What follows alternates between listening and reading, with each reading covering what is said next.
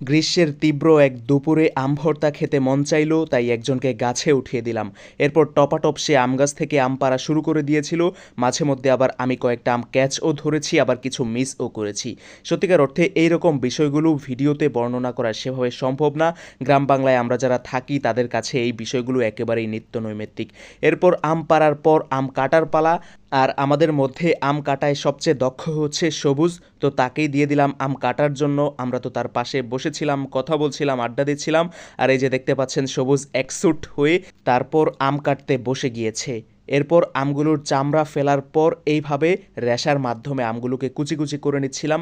আর এইটা একটা মাধ্যম, আবার অনেক সময় দা দিয়েও কেটে আম ভর্তা করা যায়, তবে রেশার মাধ্যমে করলে সেটা আরও বেশি মিহি হয় এবং একই সঙ্গে খেতে অন্যরকম একটা স্বাদ লাগে। তো এই জায়গায় আমি নিজেও একটু হাত লাগিয়েছিলাম, দেখতেই পাচ্ছেন একজন একজন করে করছিল, আবার একজন তো এভাবে আম একেবারে সাইজ করতে গিয়ে চামড়া ছিলে ফেলেছে হাতের।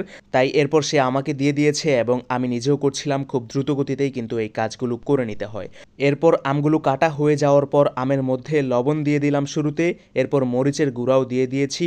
আর লবণ মরিচ দেওয়ার পর সবুজ এভাবে আমগুলো কিন্তু মাখাইতেছিল, মানে ভর্তা করতেছিল আর কি। তো সেটা দেখতেও আসলে স্যাটিসফাইং ছিল। আর একবার মাখানোর পর সাদা বিষ হিসেবে পরিচিত চিনি দিয়ে দিয়েছি। চিনি দেওয়ার পর আবার গুঁড়া দুধও দিয়ে দিয়েছিলাম। আম দুধ মাখা খেতে আসলে অন্যরকমভাবে ভালো লাগে। আর শুকনা মরিচ হলে তো আসলে টেস্টটাই অন্যরকম। তবে শুকনা মরিচ ছিল না, তো সব কিছু মিলিয়ে এভাবেই আমাদের আম ভর্তাটার স্বাদটা আসলে অনন্য ছিল, যেটা আমার রিয়াকশন দেখেও ইতিমধ্যেই আপনি বুঝতে পেরেছেন। তো এইরকম আম বানানি খাওয়ার অভিজ্ঞতা কারো থাকলে কমেন্টে জানিয়ে যেতে পারেন।